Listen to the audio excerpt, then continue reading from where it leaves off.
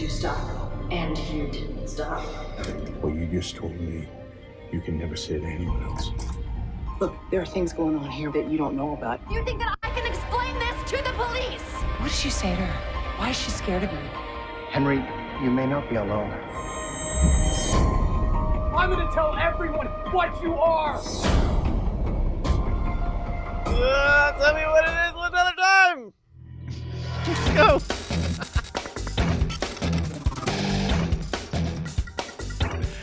Welcome to Cordkillers, our mission to report the intel from the front lines of the cord-cutting revolution so you, my friends, have the information you need to be able to watch what you want, when you want, where you want, on whatever device you want. I'm Tom Merritt. Brian Brushwood, unfortunately for us, has fallen into the ocean, but Brian Pushbroom is here to take over. Hi, everybody. I love sweeping up and eating dust. I'm Brian Great. Pushbroom. That's great. Bryce, will you be able to fill in a little bit too? Sure. Yeah, I can fill in for Brian. Hi, everybody. Because I bristle a little bit at the idea of co-hosting with Brian Pushbroom. That's I'm going to give you the stick and not the carrot on that one. Hopefully, this has all swept our guest off his feet. Very happy to have DJ Wooldridge, host of the Only Stupid Answers podcast and writer of the Chaos Theory comic. Yay, that's me. ChaosTheoryComic.com. You guys were very nice to have me over on Only Stupid Answers. It was a lot of fun, so I'm glad we could return the favor. Oh, I really appreciate it, and it was a blast having you on. We talked about AI, which was probably the smartest episode we've ever done. And not because I was on it. Like y'all did your research. That was good stuff. Was this AI the movie or AI the concept? The concept. Oh, okay. You could. Yeah. I think you could have had an equally long conversation with Tom about the movie. I think the movie got a passing mention. The movie definitely got a nod. Mm-hmm. We need to save it for the sequel. Yeah. AI. Exactly. Well, we are going to talk about all things Cordkilly, starting with our primary target. U.S. District Court Judge Richard Leon ruled that AT&T's proposed purchase of Time Warner is legal, and it's done. The deal was officially closed on June 15th. So AT&T owns Time Warner. That means they own HBO, TNT, TBS, CNN, the Warner Brothers Film Studio that makes all the DC movies. The bulk of Time Warner's operations that we just described will be put in a new division of AT&T called Warner Media. That will stop confusing those of you who hear Time Warner Cable every time we're talking about Time Warner Media. It's just going to be called Warner Media.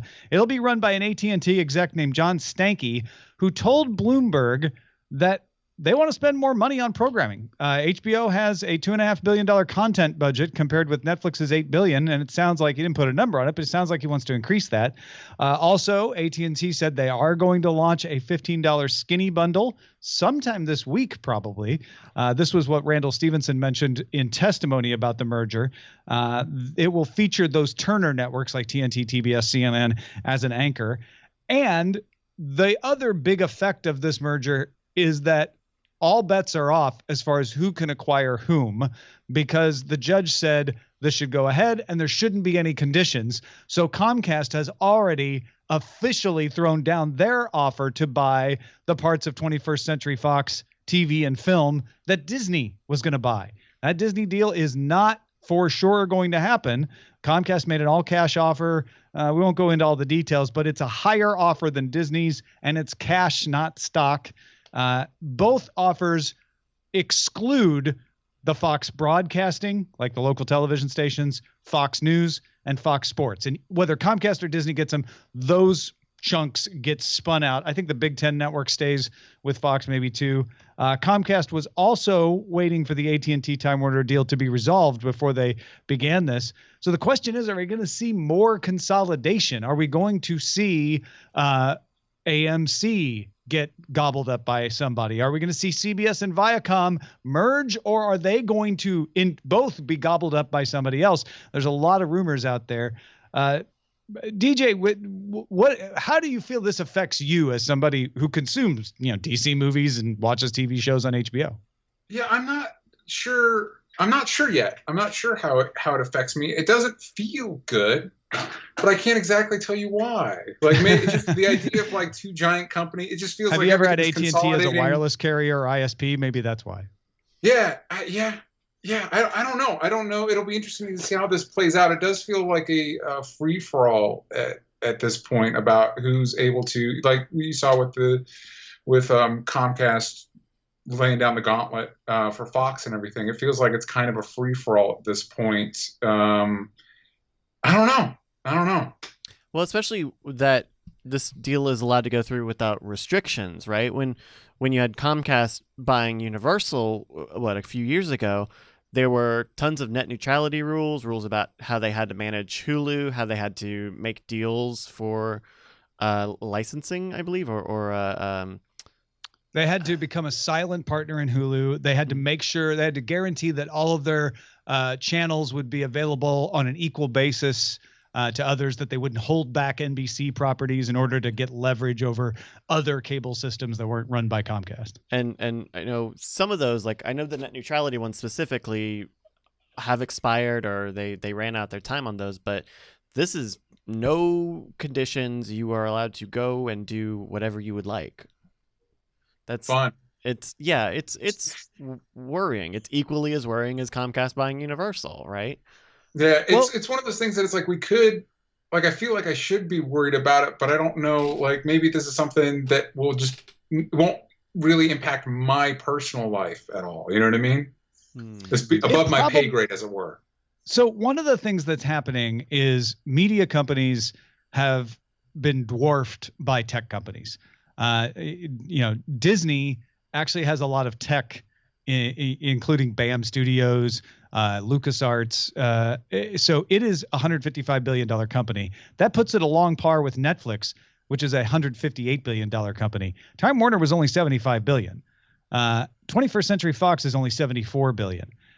So we are going to see these other what are now smaller companies merge with other companies because everybody's trying to become Netflix, Amazon, and in some cases Google and Facebook. Because that's where all the money is. Those are the biggest companies in the world right now. So AT&T buying Time Warner isn't just, and probably is the least amount of it is we want to control the content that goes out on our pipes. It's more about data mining. AT&T wants to become Google. They want to become Facebook. They want to become the people who make money off advertising. And the way you make money off advertising at that level these days is to have the data on people. The one super valuable thing that Time Warner has that even smaller networks like Discovery, Scripps, or Viacom and CBS have is data about their audience. And so expect AT&T to start buying advertising companies to take all that data that they're getting from Time Warner, add it to the data they have from their carrier subscriptions, from their direct TV business, and start becoming an advertising company. That's what I think.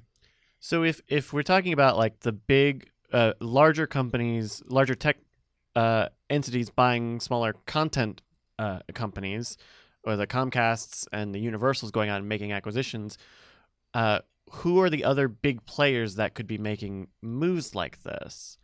Yeah, that's a good question. So Sony might spin out Sony Pictures. That's the one reverse situation. Sony's a big company. They make camera sensors. That's actually what they make most of their money on these days. They might spin Sony Pictures out to somebody else. Who might pick it up? I don't know. Verizon might want to pick it up. Verizon has Yahoo and AOL, but they don't really have a broadcast. However, Verizon just hired a new CEO who's very infrastructure focused. He's very much about 5G networks, which makes people think, well, maybe they're not going to go that direction. Charter could be possibly looking to merge to make themselves bigger and become a player in this. It's possible that you might see like CBS and Viacom merge into a bigger company that then starts acquiring other companies. It's hard to say, but there is going to be a lot more consolidation. That's pretty much the only thing I could say. And you're probably going to see more services come out of this. That's the other thing I'd like to get your guys' take on is AT&T is also talking about, like we mentioned, that $15 skinny bundle. We're probably going to see them putting money into HBO, coming up with new ways of offering content online rather than bolstering the old cable business. Everybody knows that's a dying business. It looks like they're going to start pouring money in this. We're going to have more choices for places to get this sort of content going forward. DJ, is that a good or a bad thing? It's interesting because I know there was reports they were comparing the amount of money HBO spends on its programming to the amount Netflix spends, and Netflix spends a significant, at least according to this report, spends a lot more money on the amount of program it's creating, which is crazy to me because, HBO's content looks way better. You know what I mean? Like I would kind of rather more companies go the HBO route where you do less with more, like spend more money on a few really quality shows than the Netflix model of like every week it's throwing out a new show because you just can't keep up with it all. So it'll be interesting to see if they try to do more what Netflix is doing, where every weekend there's a new Game of Thrones show. Well, and you would think that those two different approaches, whether it's buying a lot of maybe lower quality content, original content like Netflix is doing, but also buying a ton of it so that you're right, it comes out something new every week, versus HBO, which is doing a few shows week after week, taking a very slow, deliberate pace to be a more premier sort of brand.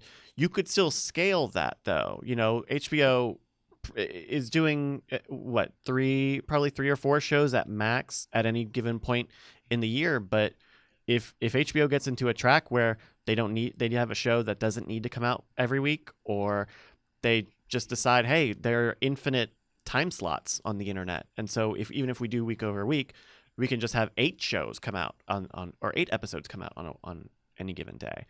Yeah. That should be able to scale if the budget goes up, and while keeping those two approaches different. Yeah.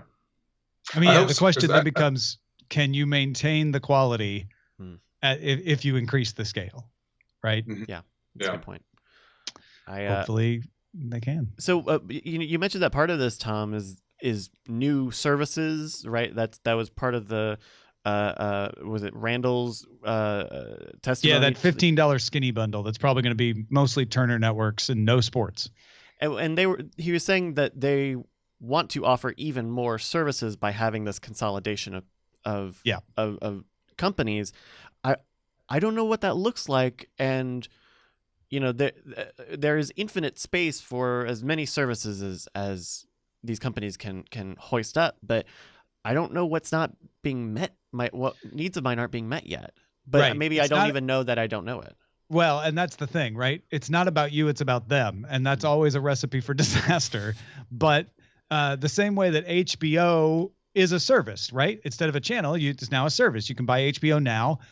They probably are toying with making a Turner service that says, hey, maybe what you want are just all the great TBS comedies and TNT originals in one service. And it's similar to what we saw with AMC kind of partnering up on Philo, where they're like, hey, let's just take, Discovery and AMC and Scripps and put it together in a service.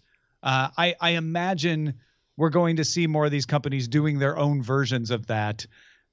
None of them feel like they're going to take off because what people want to buy are services that are full of good things. And HBO is perceived as that. I don't know that a Turner service is going to hit the right demo. Right. I don't know if that's the right way of putting it. It would seem to me like if I wanted those TV programs, I would either I'd have cable, or I would want a cable-like service, and Turner could offer me a Turner channel package, though that is very similar to what you can get with any number of these over-the-top services. I think what Warner Media is thinking is, we could do a Netflix, right? Yeah. We could take content from all the networks we own, maybe even HBO, and throw it into a Netflix-like product because we have all this content. We don't have to license it. And then we could even license some stuff, but we could put the Warner movies and all this stuff, and it would be a competitor to Hulu and Amazon and Netflix. The problem is none of us are going to see it that way. We're all going to see it as a weird way to access these channels that we're used to. When do you think that kind of stuff is going to consolidate into? Because CBS has its app. DC's trying to create an app. We already have Netflix and Hulu. And everybody's trying to be the next Netflix.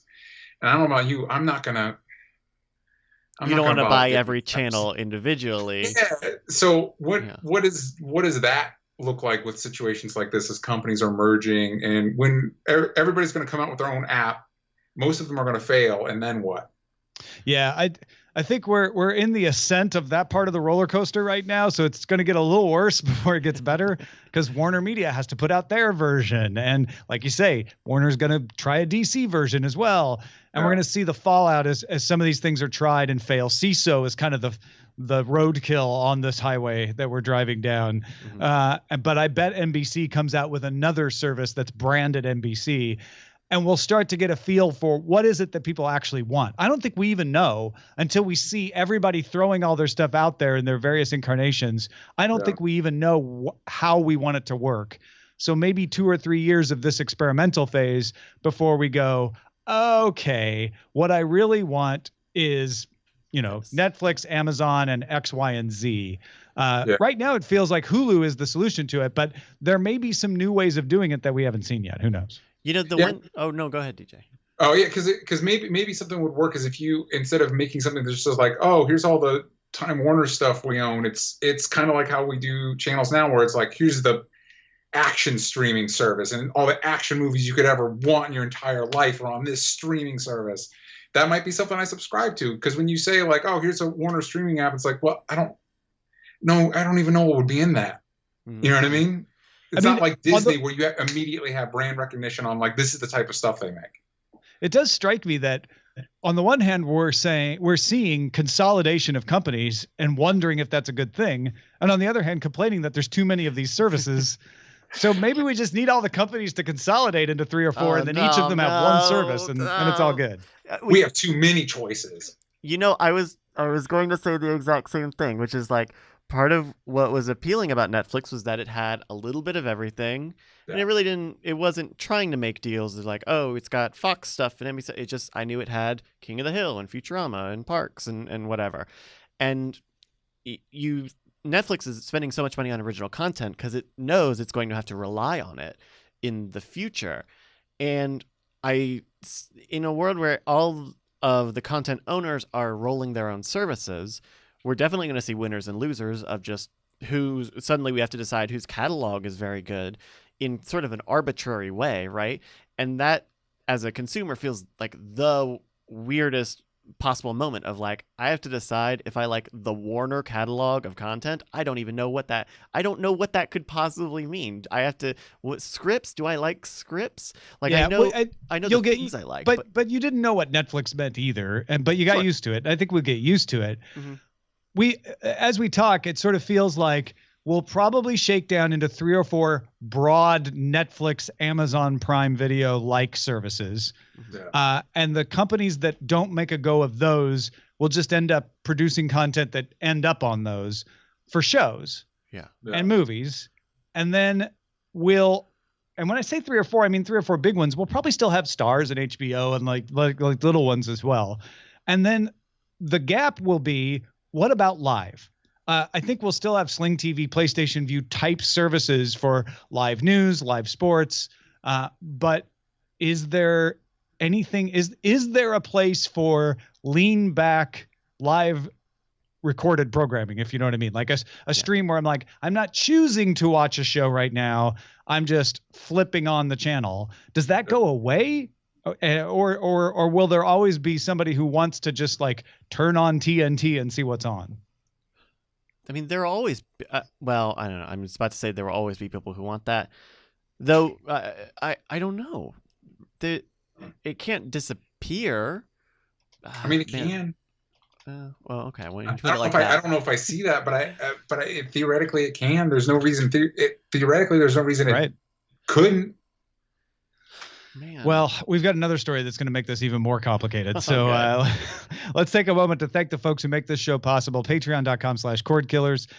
Folks, you are the reason we exist and are able to talk about this stuff and keep you up to date and make you the smartest person in the room when you're talking about television and movie services. And we thank you for doing it. As a way of saying thanks, we not only keep doing the show, but we provide you access to our Spoiler in Time show a little earlier. Mm-hmm. And you get a bonus after talk show, which is just Bryce and me and Brian when he's here, shooting the breeze about how we do the show and what other things we're thinking.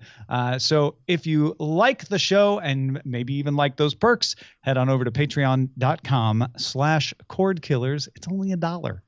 You probably $1. dropped that getting into the bus today. Yeah. Oh, so easy. It's Yeah. so easy. Also, don't look down when you're walking because apparently Yeah. you're dropping a From lot of now dollars on- every day. Yeah, be more careful and use that dollar for Cordkillers. There you go. There you go. Let's talk about how to watch. So here's another contestant that we didn't mention, Apple. Apple announced Oprah Winfrey is going to create programs that, quote, embrace her incomparable ability to connect with audiences around the world.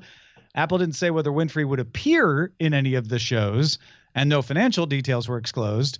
But Apple said the deal wouldn't affect OWN, which is Winfrey's own television network that she launched in 2011 and has a contract with through 2025. She does appear on OWN, but not on most of the shows. She's only on her show. Apple has made deals that you've heard about on this show with Reese Witherspoon, Steven Spielberg, Octavia Spencer, Kevin Durant. The list is ridiculous now at this point. Apple again? Tom. The running joke has been, Tom. hey, Brian, what do you think of this? And Brian being like, I don't know until I see it. I don't believe they'll be good. But the list just keeps getting crazier and crazier. Now, Oprah, which was probably a joke we made earlier, like, yeah, and then someday they'll sign Oprah. Well, now they've signed Oprah. What are they going to do with all this programming? They haven't said. We don't even know what these programs are going to be in half the cases, right? Like we know some of the properties they've bought access to or scripts that they've had made, but I know about half of these we don't. These are just development deals. Oh yeah, no. With like Reese Witherspoon and Jennifer Aniston, we know it's going to be a series about morning talk shows. Steven Spielberg, it's a science fiction show. What Who knows? is it? Is there any word when we're supposed to see Apple's whatever it is, this streaming service, this app, this whatever? There's lots of guesses that it would be spring 2019, but no, that's not from Apple. That's just sources, kind of triangulating When other things. The earliest the stuff could be out, which Yeah. it makes sense. It takes time to make any show. Any show takes a long time, especially if you're planning on, doing a all at once release. But Tom, what are you feeling about Apple TV? What even does this look like? Because we've talked about Apple TV so much now, and we don't really have a good idea of what even the platform for Apple TV looks like. With the Apple Music, they've got the TV app, but those two things are not necessarily the same thing. Paint me any picture of Apple TV, Tom. So Apple is getting more into making money off services than it used to, but Apple's history is we give you software in order to get you to buy our hardware. Yeah. I feel like that's the most likely thing is, hey, if you have an iPhone, an iPad, or an Apple TV, or a Mac, we will allow you to see all of these shows in a new Apple television section. They already have the TV app on iOS and Apple TV, so it'd probably be easy to just plug it right into there and here's the Apple channel with all these hit shows from Steven Spielberg and Oprah Winfrey. And they are free to the people who buy their hardware. The other idea would be that they come up with some kind of Apple Music-like service, or maybe an add-on to the Apple Music service that includes television. Apple and Music they Premium. have some licensing deals, maybe some movies coming and going, but also all these originals as sort of the backbone. I kind of think they do both. I think if you buy an Apple product, they say, great, you get the Apple television service, but they might also sell it to people who have Windows, Android, etc. For a price per month as a way to entice you to maybe you want to buy an Apple product next time. Look at this cool stuff you could be getting for free. That would require a lot of confidence in their content library, is to say. It would require them to hire Steven Spielberg and Oprah.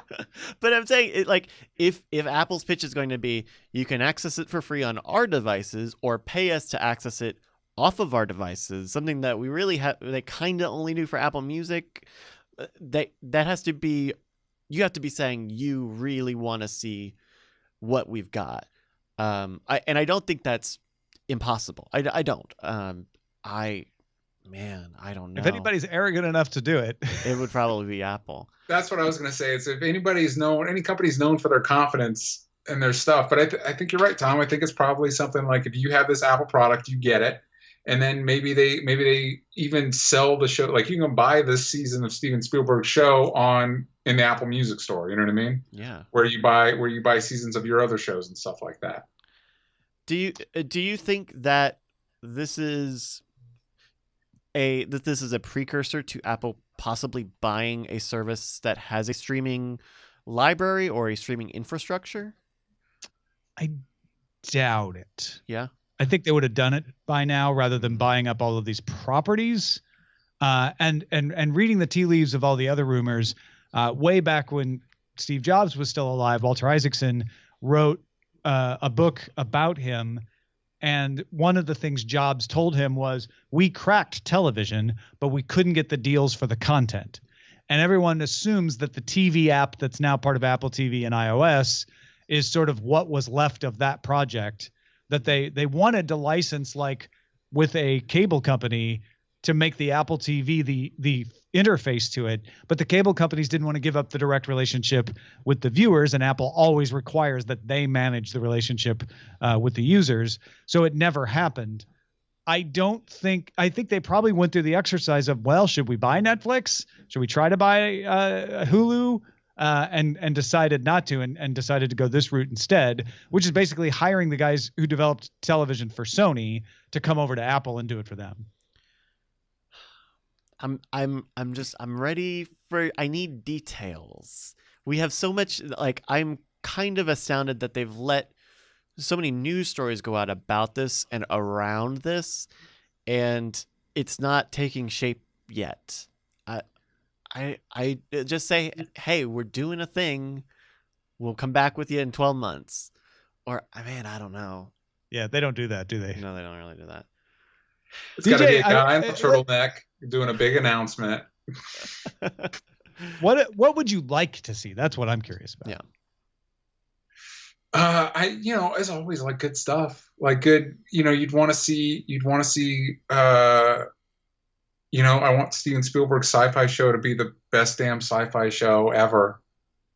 You know what I mean? And then maybe I'll check it out. But I guess I'm one of the people you really have to try and convince, because I feel pretty content with. I'm not sitting here with my Netflix and my Hulu and my HBO going, gee whiz, you know what I'm missing? It's like, no, I feel like I got it pretty much covered. I wish the FX app worked better.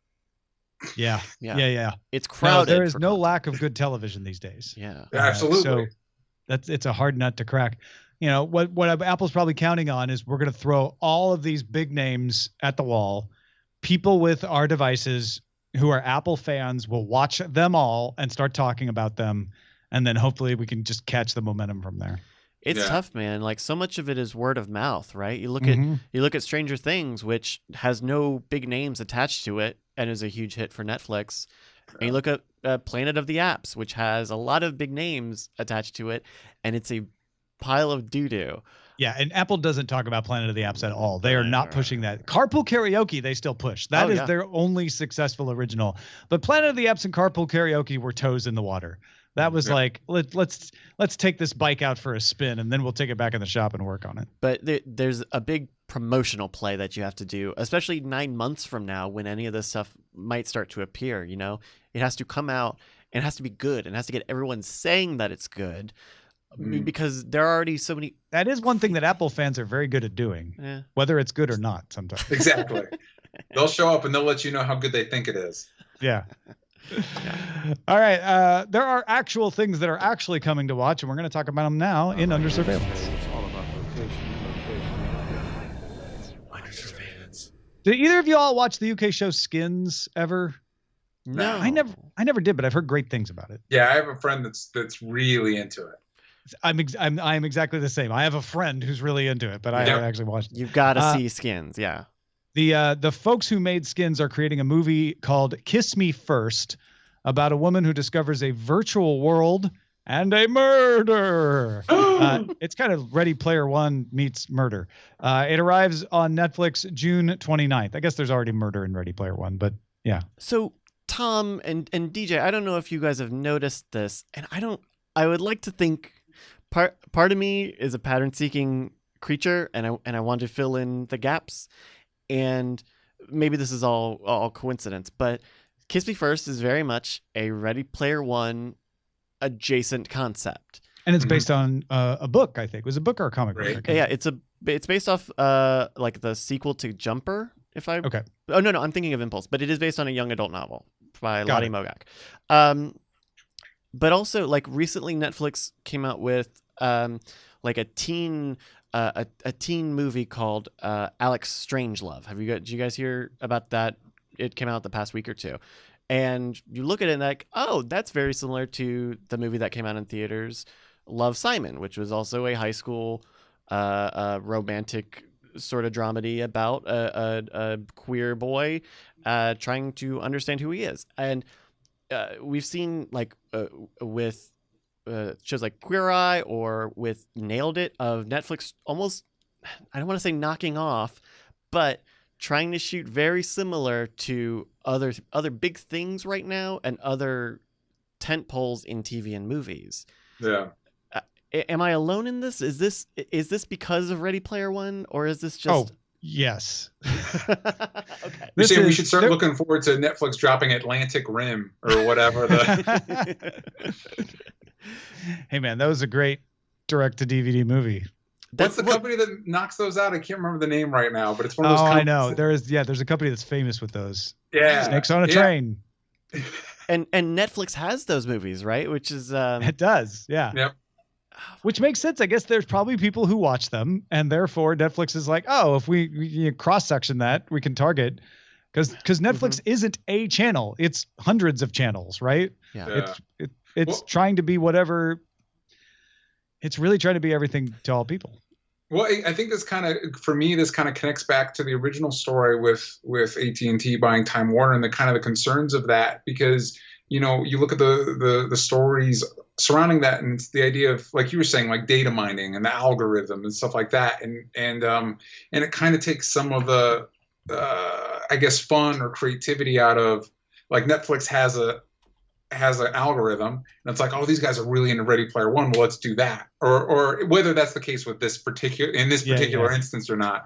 The concern, I think, would be is I just become part of a, because also, like you said, you don't necessarily know what you want until you've seen it. Sometimes you stumble across something, and I can't tell you how many times, like, I'll be going through Netflix and it's like Heat, and it's like 75% match. It's like, Netflix, you don't know me because I love that movie. Like, yeah, I mean, the algorithm is always bad until it works, right? And then suddenly you're watching Stranger Things. So who knows? Yeah, man. About a month ago, Variety reported 15 of Viceland's original series would come to Hulu, and those are now live on Hulu. If you like the Viceland stuff, Viceland is such a weird thing because Viceland has really great series. Flophouse is a great, like, home stand-up, in-home comedy sort of specials. Yeah. Gaycation is a fantastic travel show. I'm glad it's on Hulu because a lot of that stuff I really liked watching on my trial of Iceland, I think. And so I'm glad that these are going out to more people. So this is one of those situations where it, like, starts on Viceland and then eventually it trickles out to Hulu.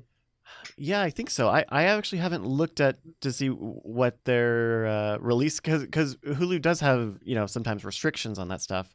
Yeah. I'm sure it's at least a day, but I don't know exactly. I don't know that I've seen exactly what the delay will be. I think it's next day though, just like some of them. Yeah. Though, like Viceland, I know when I was watching Viceland, they had, you know, the Apple TV app, and it wasn't. I don't get the channel, so I don't really know when the premieres were. But not every show would come out every week.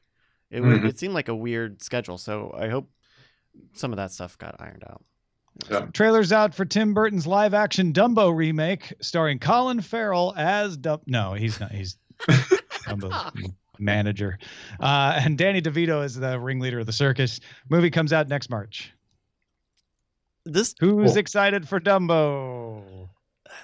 I remember watching this trailer and I saw Tim Burton's name and I got really sad for Tim Burton. That was the feeling I had watching this trailer. Because I mean, the other thing is it's just a sad story. Dumbo is not an uplifting story. It's a sad thing. So, man, the trailer looks, the CG is really good. Yeah, it's Jungle Book good. Yeah, Jungle Book good is that's my favorite shade of CG. But I don't know, man. I am probably more excited for like Christopher Robin than Dumbo. Christopher Robin looks good. I'm kind of ambivalent to most of these live action adaptations of the animated. This one actually might impress me because the less interested I am in the original movie, the more likely it is the adaptation. Like I didn't much care at all for the Beauty and the Beast live action, but Jungle Book I never really liked the cartoon, so the live action version I found pretty entertaining. Yeah, when you love the original, it's really hard for a remake to live up to it. That's just natural. Right. Yeah. Fox canceled the show Lucifer at the end of May, but Netflix has now picked it up for 4th season. If you don't know, Lucifer stars Tom Ellis as the devil who leaves hell to live in LA and run a nightclub. But on the side, he's a consulting detective with the LAPD to help solve crimes.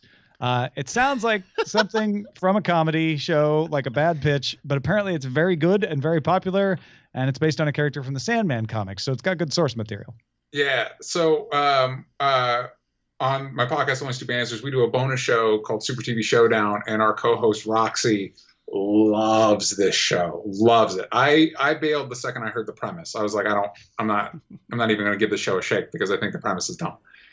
But he's a hard-bitten leader of evil who just wants to run his nightclub. But when the LAPD comes calling, he can't help but help them. But apparently it's amazing. I haven't had a chance to talk with her since this news broke, but I'm sure she's ecstatic that the show is coming back. Well, good. I mean, and Beatmaster in our chat room points out, yes, good source material, although the television show has nothing in common with it. Yeah. So I don't mean to get Sandman fans' hopes up. But yeah, I know people who watch this too and rave about it. Yeah. So. Someone had recommended this show for On the Lookout on this program. So hey, you know what? You go for it. Well, now the joke's on them because I was going to give this show a try once it was over, but now it's back on. So yeah. Well, supposedly there was a really bad cliffhanger at the end of season 3. So listen, you're not going to beat the cliffhanger from Terminator Sarah Connor Chronicles. Yeah. So don't. I'm not going to shed any tears for those people. I've been there, all right? We lived this already. Amazon Studios chief Jennifer Salk told Deadline things about the Amazon Lord of the Rings series. First time they've actually said anything official. First of all, it will not replicate the events of the movies. We probably could have guessed that, but yes, she confirmed, going to start from scratch. But she also said they're right in the middle of conversations with Peter Jackson about his involvement. Salk also said they're considering shooting in New Zealand and that it will be one big series. There'd been some talk that maybe it'd be an anthology taking different aspects of the world, but it's going to be one big, long series. And apparently we're going to find out more in about a month. So this is not a lot of details. So I misspoke to just now. I said they'll start from scratch. They said they won't start from scratch. It won't replicate the events of the movies, but they will fit into consistency with the movies. And I don't know if that means we're going to get actual actors from the movies or what, but yeah. So this is less of like because sometimes when they do remake or whatever, they're going back to the book source material. This is supposed to take place in the same continuity as the movies. Yeah, and apparently what they've got the rights to is a lot of the appendix material. Okay, so like lore stuff. Yeah. Older times, I think, is kind of. That's my guess. My guess is it's going to be sometime before the events of Lord of the Rings. I don't know if it'll be before the events of The Hobbit. Maybe that too. I have a pitch for you, Tom. Are you ready for this? Okay, I'm ready. The Forge of the Rings. The what? The Forge of the Rings. Oh, I thought you said the Ford of the Rings, and you were pitching a branded content thing. You know what? Put that on the whiteboard also. Okay, yeah. The Forge of the Rings. The Ford Tell of me the more. Rings. The Fjord of the Rings. Yeah. But like, is that actually covered in any of the books, like the actual creation, like the making of the rings? Yeah. I mean, yes, it's in the material that Amazon has the rights to. So. Oh, hey. There you go. Exclusives. Yeah. Spoiler alert. Hopefully Amazon's listening. I don't know. I don't forgot the impression reading these books and watching the movies that I was missing anything. You know what I mean? I don't know if I'm dying to see what was going on 1,000 years before I kind of am. I'm a lore nerd, though. I love that, like reading. I read the Silmarillion and stuff, so I don't know how representative I am. I think DJ, you're probably more representative of people. The Silmarillion is cool. I remember reading a good chunk of it, and I was kind of bummed that they didn't use that stuff for The Hobbit when they decided to make that 3 movies. Yeah. Well, I know. Are you Amazon excited wants for this, Tom? Like, Amazon are you wants really this to be their Game of Thrones? The idea that they're trying to capture the same flavor as Lord of the Rings, and they don't mention The Hobbit, makes me happy. It's all about the execution. Mm-hmm. Yeah. That's certainly true, because like I remember I was just ambivalent for the Voltron series on Netflix. Like I didn't care. I didn't want it. I didn't care. And it's actually really freaking great. So if you can take somebody that doesn't care and make them a believer just as long as it's good. How much weight would you put, Tom, into having Peter Jackson be a part of this thing? You really want Peter Jackson in it? What I love is that Peter Jackson said, I'm not going to run this show because I don't know television, which is good self-awareness on Peter Jackson's part. I do love the idea that he might be involved in saying, oh, the guy that makes really good Hobbit houses, or if you really want to show, the elves, here are the stage, production people, here are the craftsmen, here are the folks you need to get that look. I love that he would be involved in that aspect to sort of be an advisor. I think that could help. Okay. Let's talk about what we're watching. I'll start because I don't have a lot. Deadwood, we will get back to next week on Spoiler in Time when Brian's back. The Expanse is just still lovely. I don't know if you guys are watching it or not, but it's fantastic and absolutely worth catching up with. And Westworld we'll talk about on Spoiler in Time as well. The other thing that I spent a lot of time watching because my wife started watching it and I had wanted to watch it, so I got in on it, was Terrace House on Netflix. And you guys binged it fast. When we were there last week, you guys were maybe in the first quarter of that series. And now you guys have finished it? Is that right? Yeah, we finished the first of Terrace House that came to Netflix, which was called Boys and Girls in the City. Which is like 48 episodes or so? Yeah, and we skipped Aloha State and went straight to the opening New Doors series and have started that. But, I mean, it's just fascinating. It's actually got me to go back and start learning Japanese again. Oh, wow. To kind of understand a little more about what's going on. And it's just so different. Like if you heard us talk about it before, I apologize, I'm repeating myself, but it's a reality show that sounds on paper like you're going to be bored, but give it a shot because it may, like it did me, just charm you with the fact that people are so polite. The controversies are not the controversies you get from US shows. And they do this thing where they essentially run a live podcast inside the show where they have these comedians come on and comment about what you just saw the way you and I would if we were watching it, which lends an even better element to it where the controversy can kind of happen outside of the reality. It's really interesting. DJ, have you heard of this? No, not at all. But it's a Japanese reality show. Yeah. So it's three women, 3 men living in a house together, and they all have different jobs and different backgrounds. Wow. I tend to avoid reality TV. No, I know. That's what I said. Sounds on paper like you're gonna hate it, but you might just love it. I think there's something about it where because it is almost real time, it's usually like a week or two after real time, so they actually do stuff and then it comes out in Japan 2 or 3 weeks later. Like it being so immediate and being impossible to plan most of it means that it has to be a little slower and a little longer paced, but you get to pull out more of like the subtleties of the things that people say and the way that they act and the way that these relationships grow in real time compared to something like a Real Housewives, which compresses so much time and is based around these, we got to get together for this and this and this. Interesting. Yeah. Where can you watch it? It's Netflix. One of the biggest controversies of the season that I just watched was that they cooked the meat that a client had given one of them as a gift without that person there. We're going to talk about this on Spoiler in Time. The meat incident is one of the most heinous acts of rudeness in the That was a history of gift. Terrace House. And the best part is the controversy isn't about them cooking the meat. The controversy is how the guy reacted when he found out they had cooked the meat without him. Mm-hmm. Interesting. It's so Yeah. great. It's so great. What have you been watching, DJ? Well, they just dropped the new season of Voltron, so I've been checking that out. I'm 3 episodes in, and it's the same group. It's a lot of the same group of people that were working on Avatar: The Last Airbender and Legend of Korra. It's the same animation studio, so it's gorgeous. It's just a beautiful show, and it's just really smart and fun and light. I also just because I was out of town over the weekend, I just watched the season finale of Legion, which I know has been kind of controversial. I've only heard that the season finale is a big deal, but none of us have. We dropped. I'm way Legion behind. this Yeah. season. Yeah, well then I won't say what happens. I will say that knowing that like had I watched it when it aired, I might have had a different reaction. But since I had almost a week's worth of people saying it was the worst thing ever, once I saw it, I was like, well, it wasn't that bad. Oh, really? And it's not like quality. They make a character decision that is very divisive. Okay.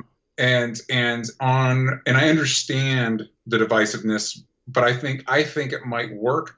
Also, there's an opening fight, but because it's Legion, it's the craziest thing. It's amazing. Like, it's hard for me to knock an episode that opens with the sequence that it opens with. Okay. It's like this musical battle sequence, and it's amazing. It's one of the best things I've ever seen on TV. So that maybe clouds my judgment a little bit. Kind of maybe a parallel with the season premiere, maybe. Exactly. Well, because the season premiere had the dance like battle. a dance off. Yeah. Yeah. Which now, if the Dark Phoenix movie doesn't have a psychic dance battle in it, I don't care. That's how I want all my psychic battles from now on.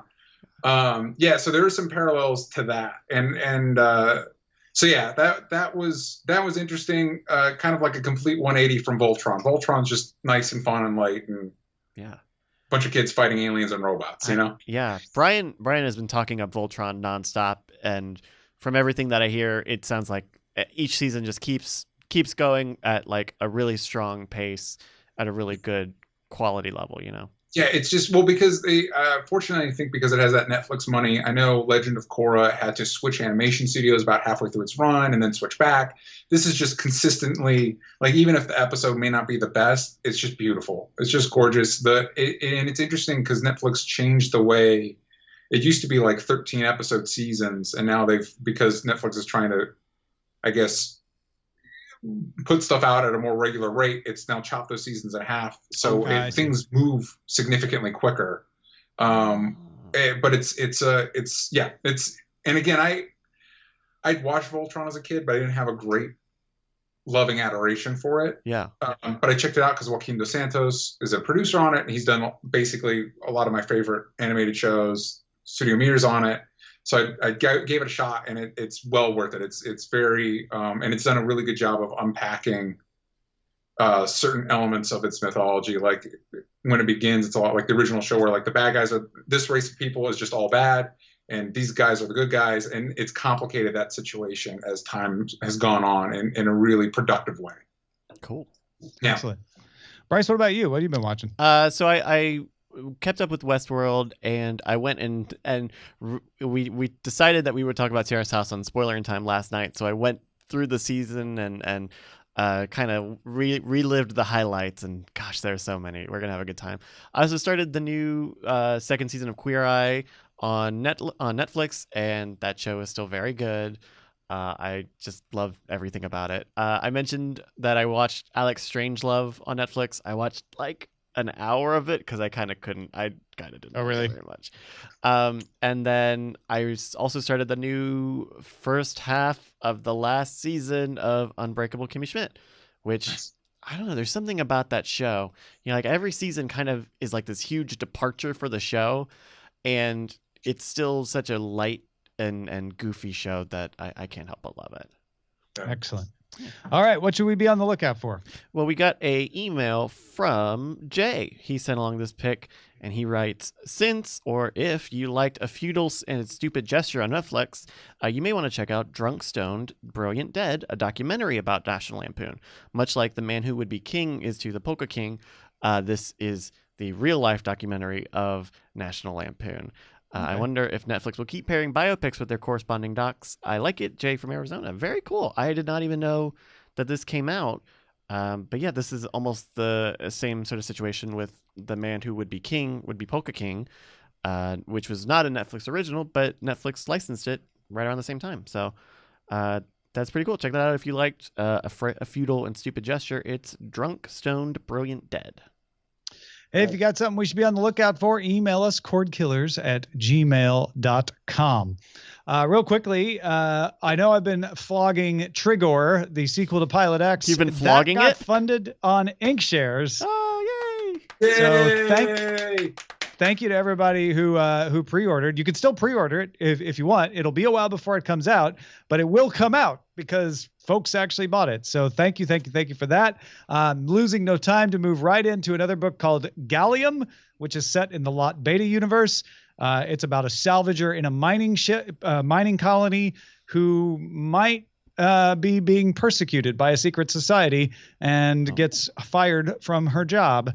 So if you want to check that out, it's already available on Kindle in the Amazon store, and it's coming out in print slowly over the next week, and an audiobook is coming in fall. So I'll keep you guys updated on that. Very cool. Let's move on to the front lines. Front lines. A couple months after Terry Gilliam's The Man Who Killed Don Quixote premiered at the Cannes Film Festival, a French court ruled Terry Gilliam doesn't own the film. No! Paulo Branco's Alfama Films won a court case that requires Gilliam to pay $10,000 in damages, and Branco intends to sue the film's production crew and the Cannes Film Festival. Oh, man. They're kicking him It while he's almost feels down. like they're doing it like they made this up to fit the legend. It's too perfect. Yeah. Oh, my God. So are we ever going to see this movie? No. Well, you guys, I'm not rolling out to Con to see it. I bet that there would be machinations to leak it. Though I also imagine that those people would be prosecuted to the fullest extent of the law. So, man, it does feel like Terry Gilliam to be like, let's make a movie that no one can ever see. yeah. Mm-hmm. And I'll get a 15-minute standing ovation for it. Yeah. We already know he got that. It's a legend. It's already a legend. It's crazy. Yeah. Netflix will stream Telltale Games' interactive story Minecraft Story Mode. Netflix also says Telltales will make a Stranger Things game. We joked about this last week, Tom. Do you remember that? We were talking about interactive media, and then like a few days after this story broke. This is... Yeah. It's a weird thing because Telltale Games is going to make a game for Stranger Things, and Telltale Games, if you ever played The Walking Dead, are very story driven.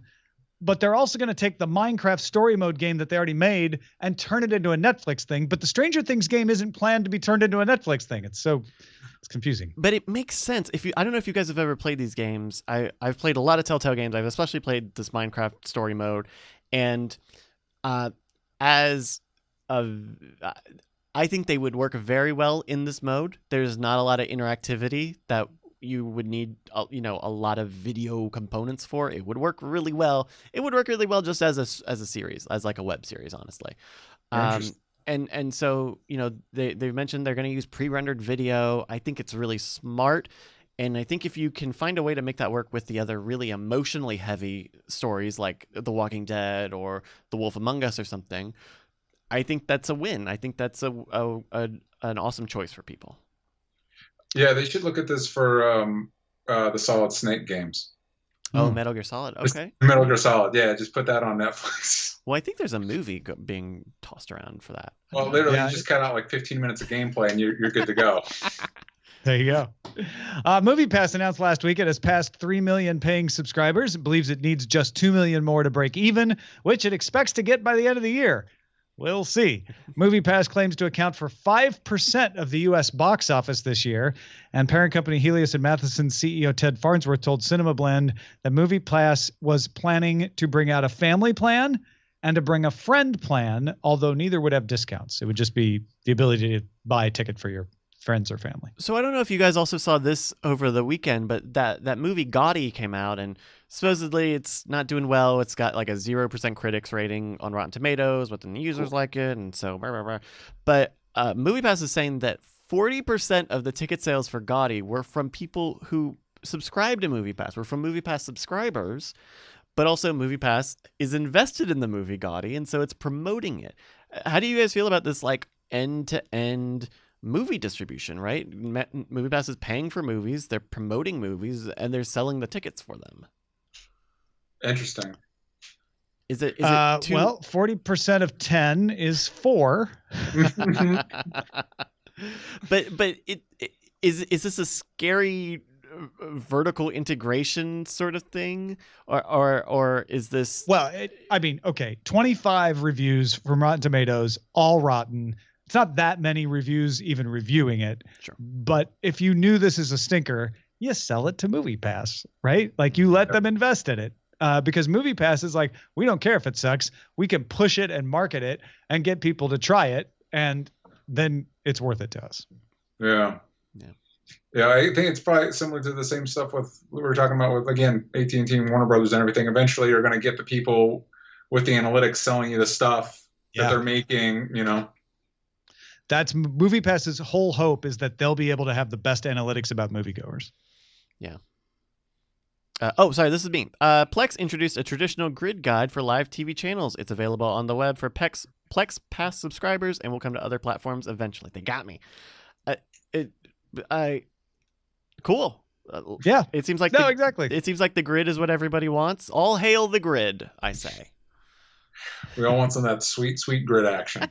Someday, someone will come up with something better than the grid, but it is not this day. It's not today. No, we want grids. Unsurprisingly, users of Fire TV devices who sideloaded apps to watch copyright-infringing video have been infected with malware. I'm shocked. No. I'm shocked that people doing illegal things got bad malware. It's called the internet. Anyway, adb.miner. It's actually not that bad as malware goes. It just uses your unused cycles to mine cryptocurrency. You don't get any of the cryptocurrency, but it could be worse, I suppose. A factory reset should get rid of it, or you can use Total Commander, which is available in the Amazon App Store, and that'll let you find and uninstall the malware directly if you don't want to lose everything that's on your device, though we don't know if the malware has any hidden files that Total Commander wouldn't be able to get at. So the safest way would be to do the factory reset. And this is such like a 1-2 punch, because you have these devices that are just meant for video streaming. And if you take away any processing power from, decoding video, you're going to get an awful experience. Man. Look, when you stray outside of the approved software, you take this risk. Yeah. Right. Do you want to do some dispatches from the front, Tom? I believe we should, yeah. All right, here we go.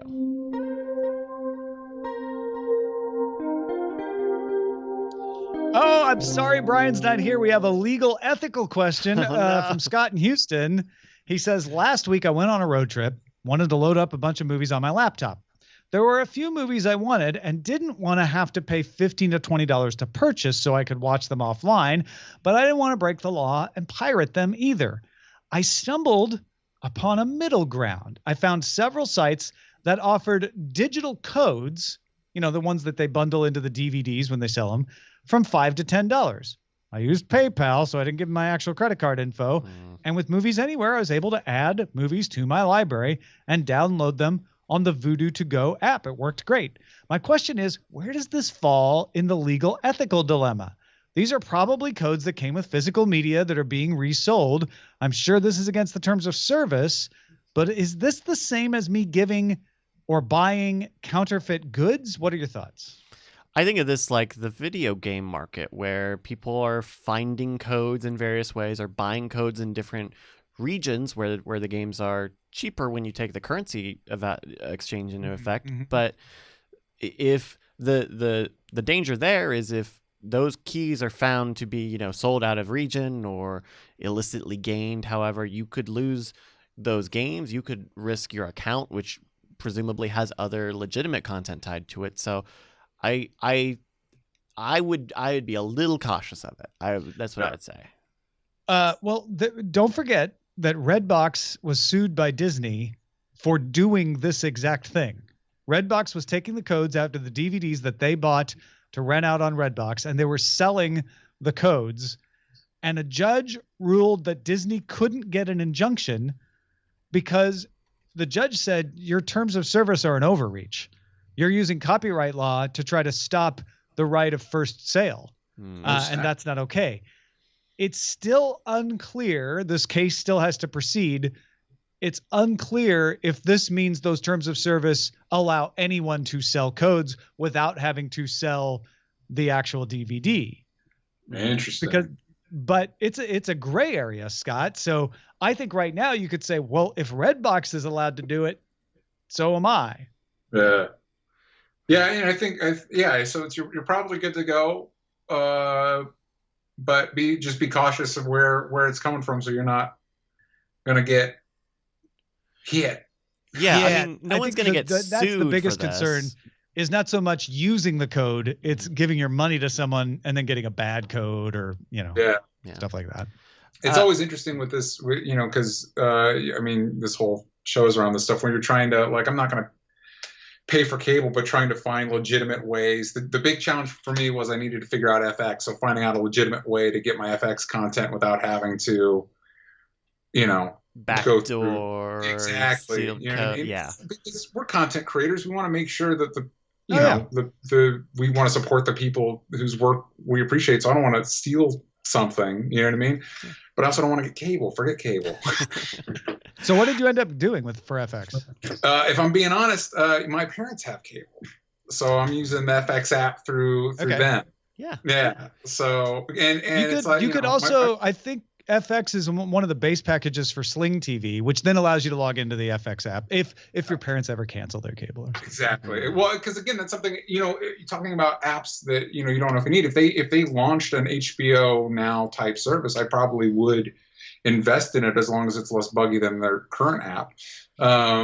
Just because, or I'm a big proponent of what CW did, where they just launched their app for free and you get ads on it. Yeah. Mm-hmm. And you're good to go, Yeah. We talked last week about MoviePass cards being rejected, and we got a few takes, including this one from Rodney, who writes, "I just wanted to chime in with some non-specific notes as I've worked in the IT area of bank processing card transactions. Technically, a kiosk could be coded to reject MoviePass transactions by either looking at the description of the transaction or the routing number or processor. The kiosk should contain fields defined for the ISO 8583 standard. I have seen terminals at stores coded to avoid certain cards if they deem them as being high fraud potential. The data can tell you everything. Thankfully, I'm out of banking IT, and all I can say is, kids, if offered, don't do it." Hope that helps, Rodney. Rodney, I think, nailed it. There was someone else who wrote in and said, maybe it's the first four numbers because those are unique to the bank. If there is the ability we were racking our brains, how could they deny MoviePass without violating their credit card agreement contracts? If you can deny a particular processor based on the suspicion of fraud, then they could make an argument that they're like, some of these MoviePass cards are used to buy a certain movie and then they go see another movie. That's fraud. Mm-hmm. And that could be the loophole they're getting through. Thank you, Rodney. That's good. Yeah, thank you. Patrick from Chesterfield says, I believe we talked briefly last week about movies and shows based on books, and Patrick seems to have a definitive example. He writes, I'll leave to you guys to debate whether The Lord of the Rings or Game of the Thrones are better books or movies, but one that is not arguable is Wizard of Oz. He calls the book gruesome and bizarre, talks about the wizard filling the scarecrow's head with a mixture of sawdust and pins, and then says the movie, on the other hand, is brilliant and was nominated for 6 and won 2 Oscars. Well, in the Wizard of Oz, is that a book series, or am I thinking of... Yeah, it's L. Frank Baum wrote the books, and they were first turned into a play, and then later the movie. And I think there was a TV series for a minute, right? NBC did? Yeah, no, there have been a lot of other adaptations since then, too, yeah. I wonder if it's time to try again with Oz. You know what? I'd actually be really interested in a more... Because I think they wanted to do a... ABC wanted to do one. What's their series based off the Grimm characters? Once Upon a Time. Once Upon a Time. I want to say they tried an Oz adaptation that was connected to that somehow. Oh yeah, they've got some of the characters from Oz in Once Upon a Time. But I think you could do a really cool, like, especially once you get out of the original Wizard of Oz and like into stuff like Return to Oz and all that stuff. There's some really cool characters that I think you can make a really fun, weird series out of. Yeah.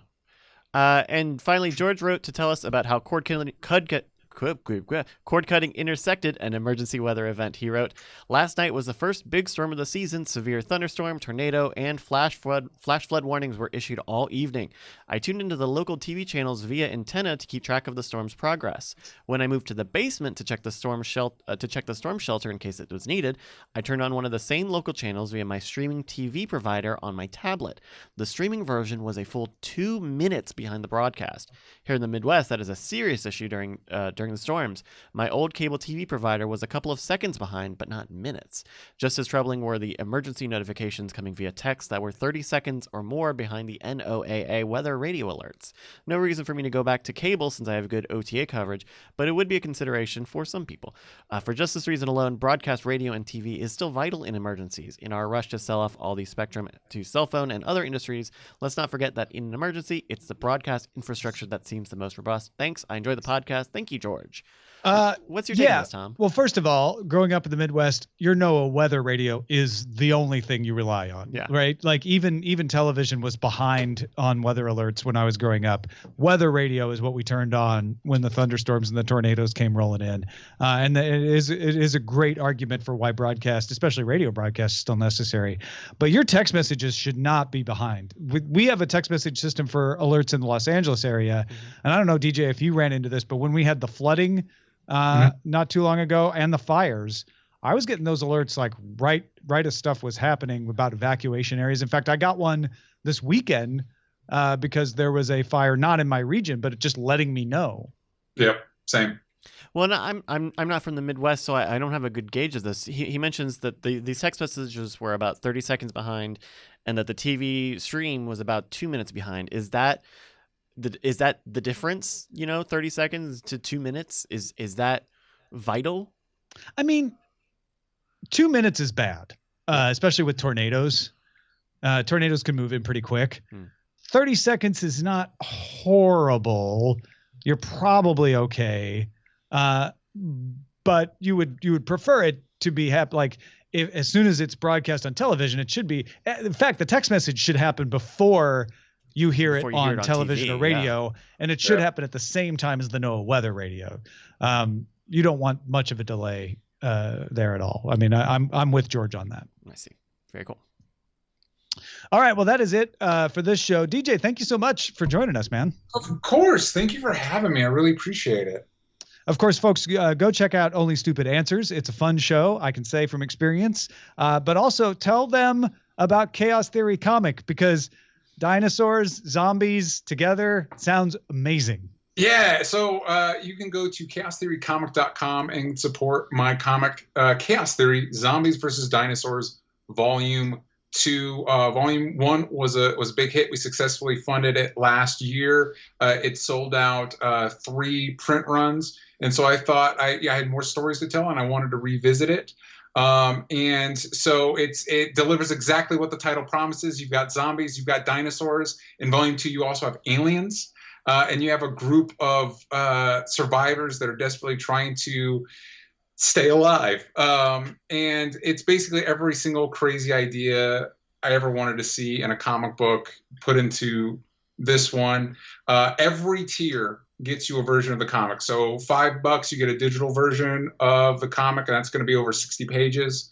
And $10, you get a physical copy signed by me, and it goes up from there. And for your listeners, if you want to go and contribute $10 or more, you can let me know in the comments that you're coming from Cordkillers, and I'll throw in an exclusive postcard map of the United States in this story, because in this story it's called the Undead States of America.